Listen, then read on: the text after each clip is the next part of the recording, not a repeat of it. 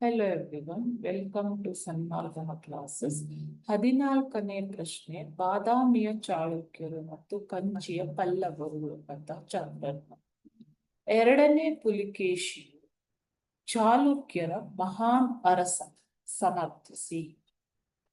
ಎರಡನೇ ಪುಲಿಕೇಶಿಯು ಅತ್ಯಂತ ಶಕ್ತಿಶಾಲಿ ಚಕ್ರವರ್ತಿಯಾಗಿದ್ದು ತನ್ನ ಚಕ್ರಾಧಿಪತ್ಯವನ್ನು ವಿಸ್ತರಣೆ ಮಾಡ್ತಾನೆ. ಪಲ್ಲವರ ಅರಸನಾದ ಮಹೇಂದ್ರ ವರ್ಮನನ್ನ ಆತ ಸೋಲಿಸ್ತಾನೆ. ಯಾಕೆ ಅಂತಂದ್ರೆ ತನ್ನ ಚಕ್ರಾಧಿಪತ್ಯವನ್ನ ಒಪ್ಪಿಕೊಳ್ಳದ ಕಾರಣ ಮಹೇಂದ್ರ ವರ್ಮನನ್ನ ಸೋಲಿಸ್ತಾನೆ. ಅದೇ ರೀತಿ ವರ್ಧನರ ಪ್ರಸಿದ್ಧ ಅರಸನಾದ ಹರ್ಷವರ್ಧನನನ್ನ ಸೋಲಿಸಿ ದಕ್ಷಿಣಾಪತೇಶ್ವರ ತ್ರಿಸಾಗರಗಳಿಂದ ಆವೃತವಾದ ಪ್ರದೇಶದ ಅಧಿಪತಿ ಎಂಬ ಬಿರುದಾಂಕಿತನಾಗಿದ್ದನು. ಆತನು ತನ್ನ ರಾಜ್ಯವನ್ನ ಪ್ರಾಂತ್ಯಗಳನ್ನಾಗಿಸಿ ತನ್ನ ಸಹೋದರನನ್ನ ಅಧಿಕಾರಿಗಳಾಗಿ ನೇಮಿಸ್ತಾನೆ. ಓಕೆನಾ? ಸೊ ಪುಲಿಕೇಶಿಯು ತನ್ನ ಚಕ್ರಾಧಿಪತ್ಯವನ್ನ ಒಂದೇ ಪ್ರದೇಶದಿಂದ ಆಳ್ವಿಕೆ ನಡೆಸಲು ಸಾಧ್ಯವಾಗುವುದಿಲ್ಲ. ಆದ್ದರಿಂದ ತನ್ನ ತಮ್ಮನಾದ ಕುಬ್ಜ ವಿಷ್ಣುವರ್ಧನನನ್ನ ವೆಂಗಿ ಮತ್ತು ಜಯಸಿಂಹನನ್ನ ಗುಜರಾತ್ ಪ್ರಾಂತ್ಯಗಳಿಗೆ ಅಧಿಕಾರಿಯಾಗಿ ನೇಮಿಸಿದನು. ಹುಯನ್ ಸಾಂಗನು ಚಾಳುಕ್ಯ ರಾಜಧಾನಿಗೆ ಭೇಟಿ ನೀಡಿದ್ದನು.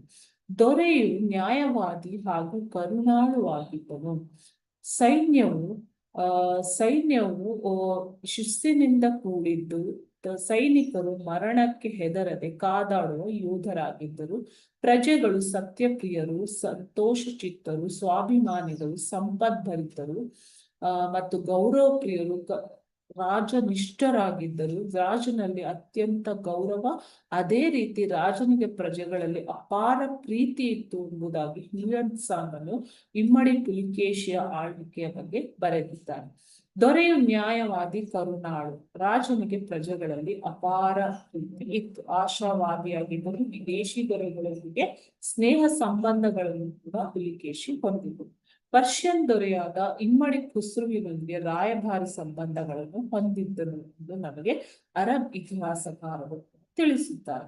ಸೊ ಇದರಿಂದಾಗಿ ಎರಡನೇ ಪುಲಿಕೇಶಿ ಚಾಲುಕ್ಯರ ಮಹಾನ್ ಅರಸ ಅಂತ ಹೇಳ್ಬೋದು. ಓಕೆನಾ?